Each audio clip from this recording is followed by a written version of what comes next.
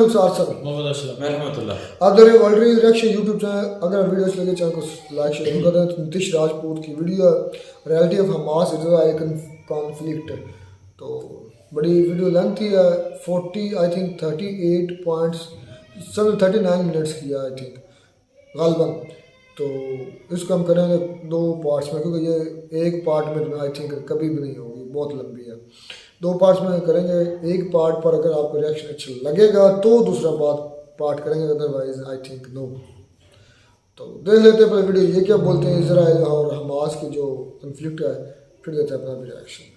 Hamas को Israel ने ही support और फंड्स दिए। जिस दिन ये इंसिडेंट हुआ था उसी दिन ये 7 अक्टूबर 2023 वाला अटैक प्लान हुआ था। 9 दिसंबर 1987 को एक ऐसी चीज होती है जो इजराइल के गले की हड्डी बन जाती है। टिकटॉक पे एक वीडियो वायरल हो जाती है जिसमें एक यंग पैलेस्टीनी एक रबड़ बुलेट्स थी, ये मॉस्क के जो होली कंपाउंड थे वहां जाके लगी। यूएस ने जो मिडिल ईस्ट में इजराइल नाम का लठ रख रखा है उसको यूएस अब यूज, तो ऐसा नहीं है कि वो जो रिफ्यूजी थे पैलेस्टीनी उनको अरब देशों ने ले लिया। Hamas is a creation of Israel. PLO वाले पैलेस्टीन को बेच के आ गए और जिसका डर था वही हुआ। हमास बम्पर वोटों से 74 सीट से जीत के आती। कुछ मिसाइल्स तो ईरान ने शुगर के पाउडर से बना दी हैं और इन्हीं मिसाइल्स का यूज 2014 में कि हमास ने ऐसा किया क्यों, उसको पता था कि इजराइल वापस अटैक करेगा।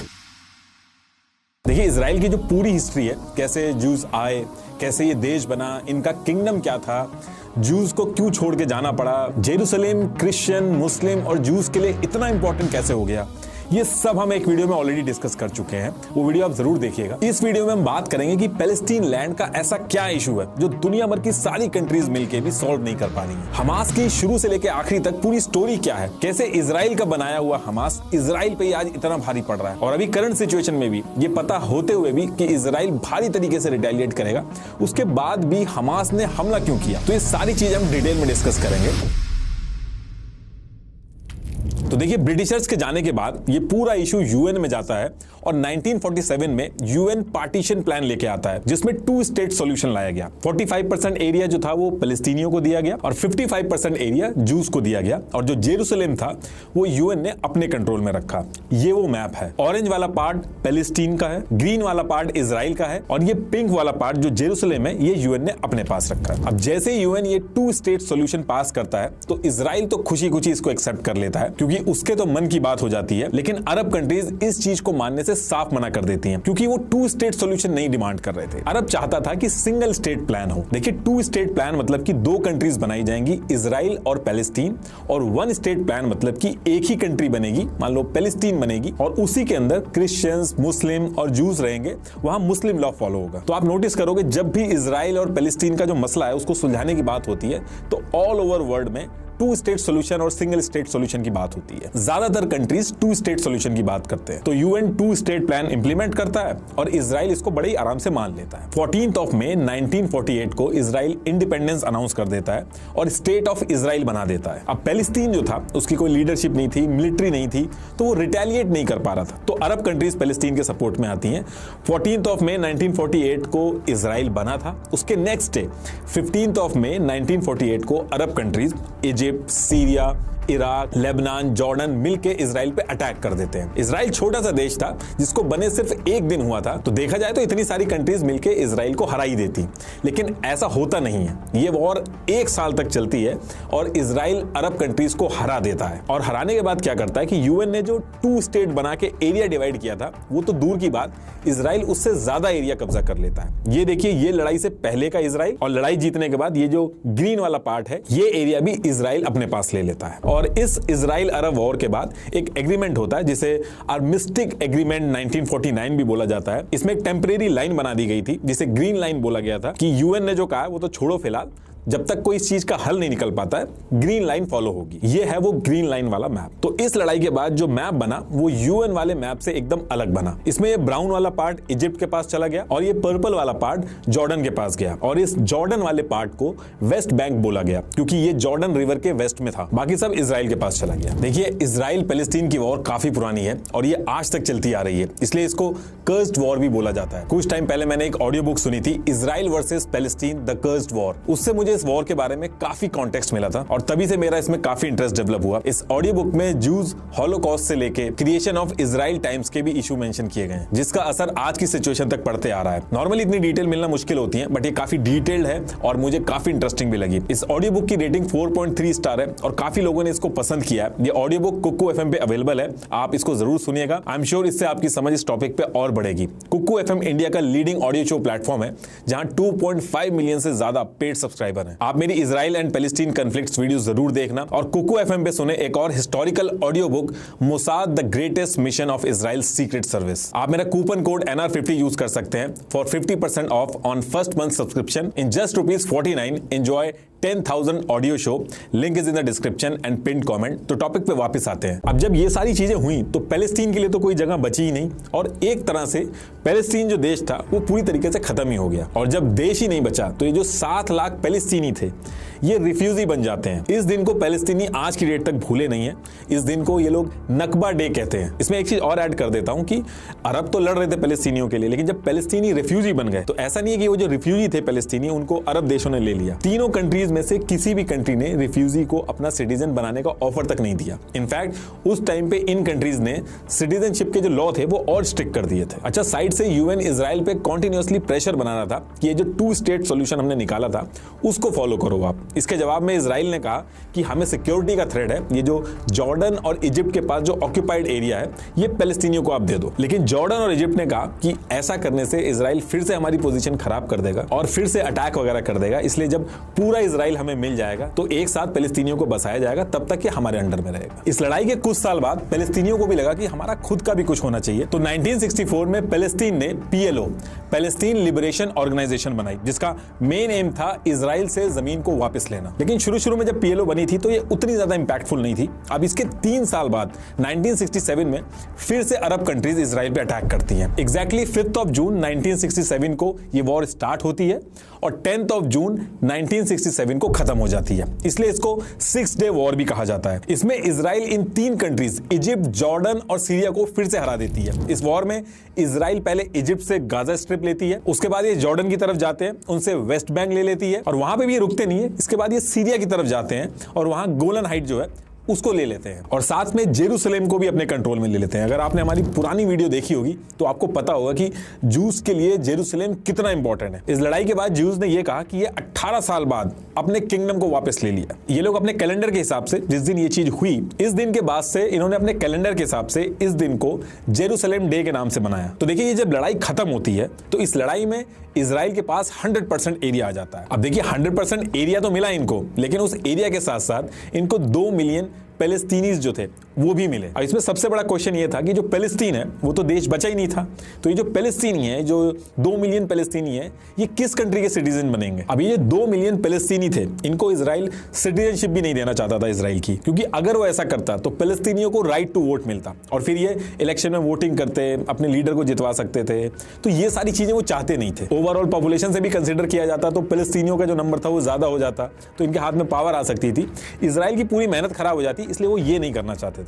तो ना तो इन 2 मिलियन लोगों को ये सिटीजनशिप दे सकते थे इजराइल की, ना ये कहीं बाहर भेज सकते थे, ना उनको मार सकते थे, और ना ही इनके मन में ये था कि इनको अलग देश बना के दे दें। ऐसा नहीं था कि वेस्ट बैंक और गाजा जो है वो अलग देश बना के इनको दे दें, क्योंकि इनका मानना था कि इनकी सिक्योरिटी जो है वो रिस्क पे आ जाएगी ऐसे। तो इजराइल ने क्या किया, इन्होंने आइडेंटिफाई किया कि कौन कौन से वेस्ट बैंक और गाजा स्ट्रिप के ऐसे इलाके हैं जहां पे पैलेस्टीनियंस रहते हैं। हर गली और हर एरिया आइडेंटिफाई किया और उसको सेक्शन में बांट दिया और इस एरिया में मिलिट्री लगा दी और फिर इनके आसपास के एरिया में धीरे धीरे करके जूस को सेटल करना शुरू किया। और जूस को वहां पे सेटल होने पे फ्री में लैंड और घर दिए जाते थे और कई केस में तो सरकारी नौकरियां भी दी जाती थी। एक मैप से समझाता हूं कि मैं कहना क्या चाह रहा हूं। ये इजराइल का मैप है, ये वेस्ट बैंक है, और इस वेस्ट बैंक को जूम करेंगे तो ये देखिए ये ऐसे दिखता है। इसमें जो डार्क ब्राउन एरिया है ये पैलेस्टीनियंस के घर हैं, लाइट ब्राउन एरिया में पैलेस्टीनियंस के घर हैं और इजराइल की मिलिट्री कंट्रोल में है। इसमें जो ब्लू डॉट देख रहे हैं आप, इसमें इन्होंने जूस को सेटल किया है, और ये जो ब्लू स्क्वायर देख रहे हैं आप, यहाँ पे इन्होंने अपनी मिलिट्री के बेस रखे हैं, जिससे हर किसी की मूवमेंट जो है वो कंट्रोल की जा सके, अटैक वगैरह ना हो। और सेम चीज इन्होंने गाजा स्ट्रिप में भी की। देखिए, इजराइल के इन एक्शन से समझ में आ गया था कि ये जो बैक टू बैक वॉर हुई है ये किसी को ट्रस्ट नहीं करेंगे और इस जगह को ये पैलेस्टीनियों को देने के मूड में नहीं लग रहे थे। इसलिए आप देखोगे कि आज की डेट तक कोई भी इजरायली नेता हो वो कहेगा कि 2 स्टेट सॉल्यूशन होना चाहिए, लेकिन स्टेट के बॉर्डर क्या होंगे उस पर हमेशा चुप रहता है। यूएन ने इस चीज को लेकर काफी बार बोला कि ये जो जूस यहाँ पे सेटल हो रहे हैं ये इलीगल है, लेकिन इजराइल का कहना था कि हम अपनी सिक्योरिटी रिस्क पे नहीं डाल सकते। यही रीजन है कि जो पैलेस्टीन देश है वो गूगल मैप वगैरह पे अगर आप सर्च करोगे तो आपको मिलेगा नहीं, क्योंकि पैलेस्टीन जो देश है वो बचा ही नहीं। अच्छा, इसमें एक चीज और थी कि गाजा स्ट्रिप हो या फिर वेस्ट बैंक हो, इसके अंदर वाटर सप्लाई, इलेक्ट्रिसिटी, टेलीकम्युनिकेशन सब इजराइल का होता था। तो पहले 1946 में ये मैप था, फिर यूएन ने जो बनाया वो ये था, और फिर उसके बाद ये बना, और आज की डेट में ये मैप है। अब देखिए सारी चीजें जो इजराइल कर रहा था, इन सारी चीजों को देख के जो अरब कंट्रीज थी ये यूएन पहुंचती हैं और कहती हैं कि 1967 से पहले वाला जो बॉर्डर था, यानी कि जो ग्रीन लाइन थी जो डिसाइड किया था हम लोगों ने, इजराइल को कह दीजिए कि उस पर वापस चले जाए, और जो गाजा पट्टी है, वेस्ट बैंक है और गोलन हाइट है उसको आप हमें दे दीजिए। लेकिन इस बार इजराइल ने यूएन को भी मना कर दिया। अब देखिए इतनी लड़ाइयां हो चुकी हैं, 1973 में भी एक लड़ाई हुई थी और अरब भी लड़ाई कर करके थक गए थे, और अब लड़ाई करने पर यह भी डर बन गया था कि जो एरिया था वो और चला जा रहा था। जैसे सीरिया का गोलन हाइट था वो कब्जा कर लिया था इजराइल ने, तो धीरे धीरे करके इजिप्ट, जॉर्डन ने इजराइल से पीस एग्रीमेंट करके किनारा कर लिया। तो देखिए जब पैलेस्टीनियंस ने देखा कि इजिप्ट और जॉर्डन ने पीस एग्रीमेंट कर लिया तो इनको इतना समझ में आ गया था कि जो लड़ाई है ये हमें खुद लड़नी पड़ेगी। तो 1964 में जो पीएलओ बनी थी वो इस 1967 की वॉर के बाद दोबारा से एक्टिव हो जाती है। इस बार पैलेस्टीन के खुद के लीडर्स इकट्ठा होते हैं। एक्चुअली इजराइल और उसके बाहर छोटे छोटे ग्रुप्स में पैलेस्टीनियंस जो थे वो इजराइल के खिलाफ अपनी आवाज उठा रहे थे, उन सारे ग्रुप्स को एक साथ लाके पीएलओ बनाई गई। तो एक्चुअल में जो पीएलओ बनी वो मल्टीपल ग्रुप से मिलके बनी। ऐसे ही गाजा स्ट्रिप के अंदर एक यंग रिफ्यूजी था यासिर अराफात, जो पढ़ाई के लिए पर्शियन गल्फ में चला गया था, लेकिन इसने वहीं पे ही कुछ पैलेस्टीनियों को इकट्ठा करके एक पार्टी बनाई थी जिसका नाम था फतह। ये पार्टी जो थी ये उस टाइम पे इजराइल के खिलाफ रिवोल्यूशनरी स्ट्रगल करती थी। तो ये जो पार्टी थी ये भी पीएलओ से जुड़ गई। पीएलओ जितने भी ग्रुप से मिलकर बना था उसमें सबसे बड़ा ग्रुप जो था वो फतह पार्टी का था, और यही रीजन था कि फतह पार्टी के जो लीडर थे यासिर अराफात, इनको ही पीएलओ का चेयरमैन बनाया गया। इन्होंने चेयरमैन बनते ही पीएलओ को दो तरीके से ऑपरेट किया। एक तो इन्होंने पीएलओ की पॉलिटिकल विंग बनाई, दूसरा इन्होंने पीएलओ की एक ऐसी विंग बनाई जो इजराइल के खिलाफ आर्म स्ट्रगल करे, जो इजराइल की मिलिट्री वगैरह पे अटैक करे, और इन्हीं में से एक थी पैलेस्टीन फदायन। अब इजराइल में ही बैठ के इजराइल के खिलाफ ये सब करना बहुत ही मुश्किल था, तो पीएलओ ने शुरू में इजराइल के बाहर से बैठ के ऑपरेट करना चालू किया। पीएलओ और यासिर अराफात को शुरू में आतंकी बोला गया था, लेकिन आयरनी देखिए आप कि यासिर को आगे चल के नोबेल पीस प्राइज मिला, वो अभी आगे बताऊंगा मैं आपको। तो देखिए जो पीएलओ था ये पहले ईयर 1970 में जॉर्डन से बैठ के ऑपरेशन करता था अपने, लेकिन आगे चल के जब जॉर्डन पे प्रेशर पड़ा तो जॉर्डन ने इनको अपने देश से भगा दिया। फिर इसके बाद करीब एक साल बाद 1971 में ये लोग लेबनान से ऑपरेट करने लगे, लेकिन धीरे धीरे वहां भी इनके ऊपर प्रेशर पड़ा तो इनको लेबनान छोड़ के भी भागना पड़ा। और जब इनकी जनता ने पीएलओ वालों को स्ट्रगल करते हुए देखा तो इनकी काफी रिस्पेक्ट बढ़ी और अरब्स ने भी इनको हेल्प करना चालू किया। जो पीएलओ था वो बहुत ही तेजी से बढ़ने लगा था। पीएलओ के लीडर्स जो डिसाइड करते थे वो पैलेस्टीनियंस मानने लगे थे। लेकिन इसके बाद ईयर आता है 1987 और 9 दिसंबर 1987 को एक ऐसी चीज होती है जो इजराइल के गले की हड्डी बन जाती है। एक्चुअली इजराइल में जो गाजा स्ट्रिप थी वहां पे एक रिफ्यूजी कैंप था जिसका नाम था जबालिया रिफ्यूजी कैंप। इस कैंप के पास से एक इजरायली डिफेंस ट्रक जो था वो जा रहा था और उस ट्रक ने ऐसा एक्सीडेंट किया कि वहां पे एक कार थी, उससे 4 लोगों की डेथ हो गई। और ये जो 4 लोग थे जिनकी जान गई थी जबालिया रिफ्यूजी कैंप में ही रहते थे। अब इन 4 लोगों का जब फ्यूनरल निकलता है तो इसमें 10,000 से ज्यादा पैलेस्टीनियंस जो थे वो इकट्ठा हो गए थे और सब बहुत ही ज्यादा गुस्से में थे।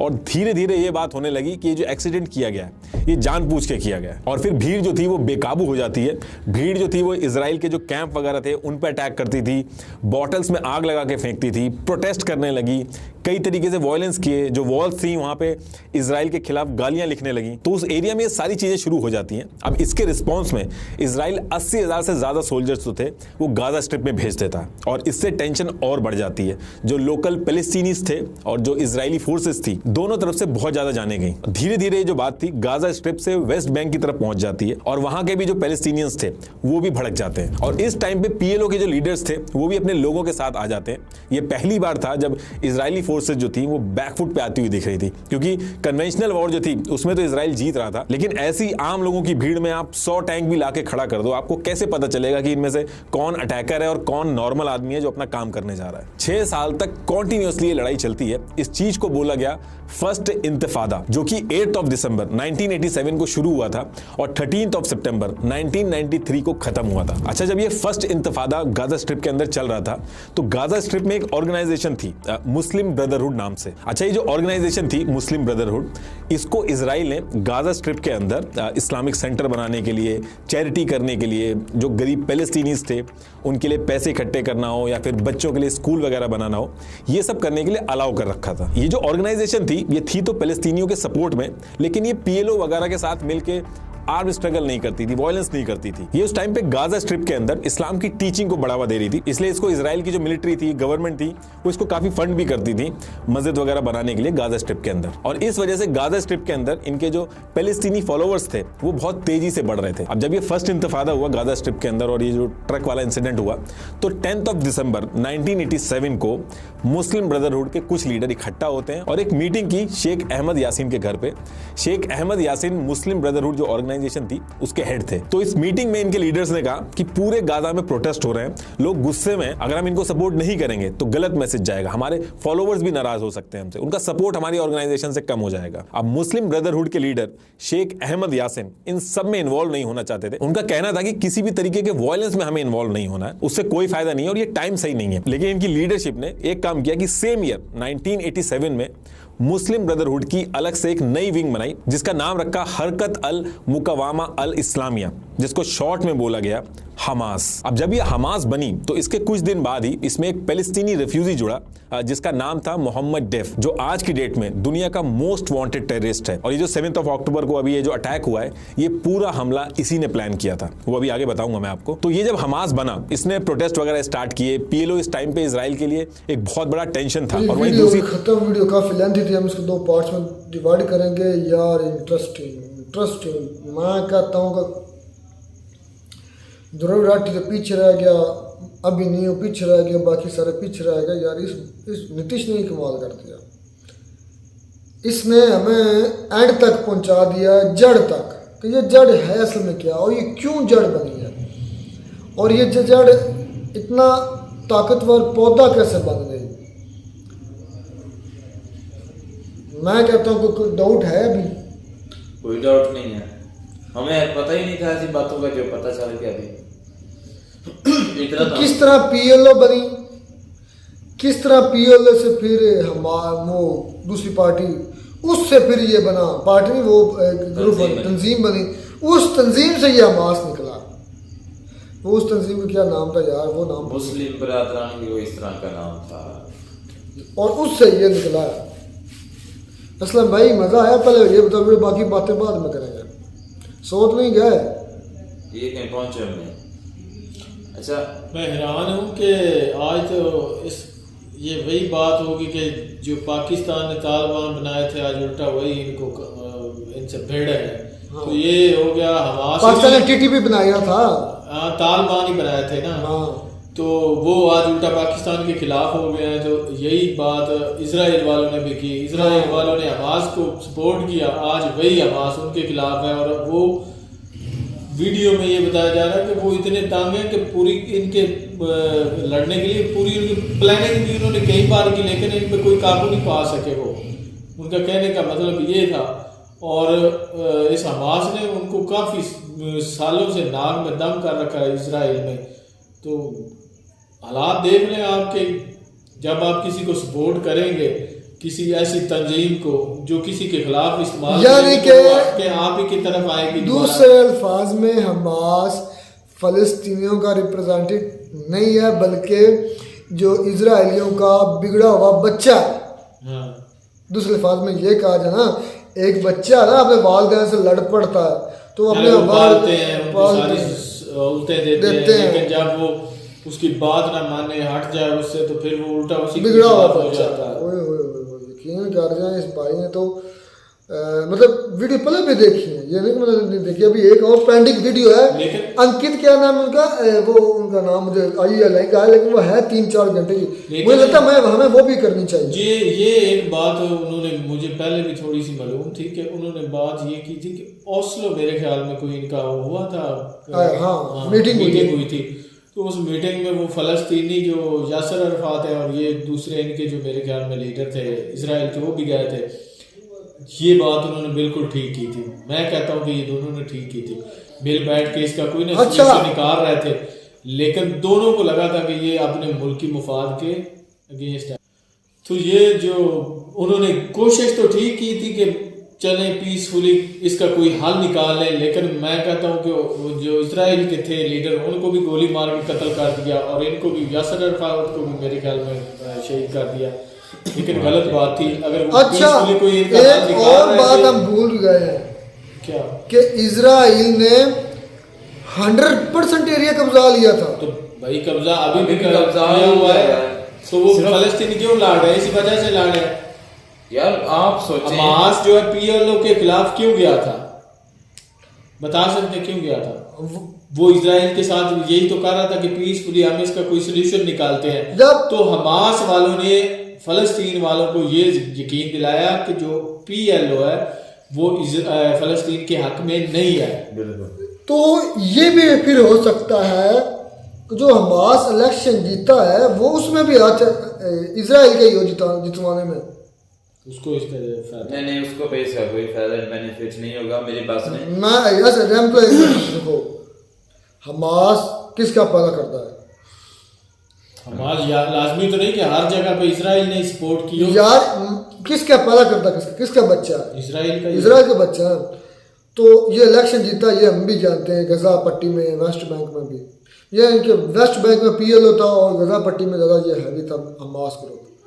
तो ऐसा भी तो हो सकता है उनको जो इलेक्शन जितवाया गया है वो जीते नहीं, वो जितवाया गया हो। मुझे लगता है कि अगर इजराइल ने ना उसकी सपोर्ट किया ना हमास की, तो उसने पीएलओ के खिलाफ की है। पीएलओ ना आगे आ जाए कि हमास पीएलओ के खिलाफ जाए, वही ना, मतलब पीएलओ आगे ना हमारे आए। हक में आए। लेकिन पीएलओ एक दूसरी तरफ पीएलओ के जो सरबराह हैं यासर अराफात उनसे ये पीस एग्रीमेंट कर रहे हैं और फिर ये दोनों मारे गए। जिन्होंने ये पीस एग्रीमेंट किया था ना इजराइल के अंदर भी, और तो वो वो उस यासर वक्त के लीडर ने करने की कोशिश की थी, बाकी अवाम हो सकता है उससे नाराज हो। दोनों साइड की वीडियो में भी कह रहे थे दोनों को गद्दार बोला जा रहा था। यार दोनों साइड की तरफ से यही समझा यासर साहब को ये समझा गया। उसको भी इसी वजह से कत्ल कर दिया गया कि ये जो इनके साथ ये गद्दार है, अपने वो कह रहे हैं कि अपना वतन बेच रहा है, अपना मिट्टी अपनी धरती उसने बेच दी है। यासर अराफात को ये बोला जा रहा था। यार लेकिन ये बात तो है ना, सब पता तो सबको है कि क्या हकीकत है, और फिर भी यार इनको टेररिस्ट करते हैं। मैं तो पॉइंट पे आता हूँ कि आपको पता है, इंडियंस को भी पता है यार कि किस तरह उन्होंने, यार आप सोचिए आपके घर कोई जाए मिसाल के तौर पर देखें, इंडिया में पाकिस्तानी जाते हैं आपके साथ मिन्नत अल्लाह करते हैं कि यार हमें प्लीज हमें रहने दो, हमें किसी ने नहीं रहने दिया, हमें मार मार कर भगा दिया है, तो आप उस पर तरस खाकर उसको रहने देते हैं, अपने घर में जगह देते हैं। आप बोले इससे फेक बात, लेकिन इजराइल इससे पहले जो इसकी वीडियो इंतशार जो हवाला दे रहे थे इजराइल वैसे कंफ्लिक्ट, जिसमें ये पूरी हिस्ट्री बता रहे हैं, मतलब कि फलस्तीन और इजराइल की कैसे ये इधर थे फिर इधर से गए फिर वापस आए।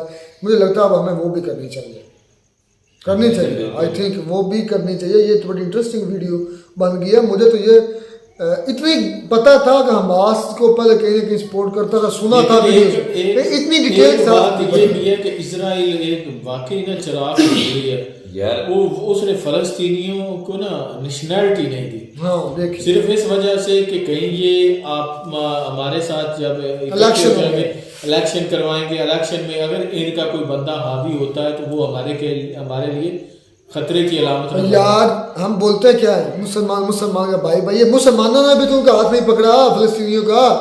हाँ उन्होंने मिस्र चारों तरफ थे, मिस्र है, जॉर्डन है, सीरिया है, यहाँ आके तो मुसलमानों ने भी पीठ दिखा दी है। नहीं यार, और क्या है, उन्होंने कितनी मर्तबा उनके साथ जंग किया है, वो जितना उनमें दाम था वो लड़ते रहे, उन्होंने किया है।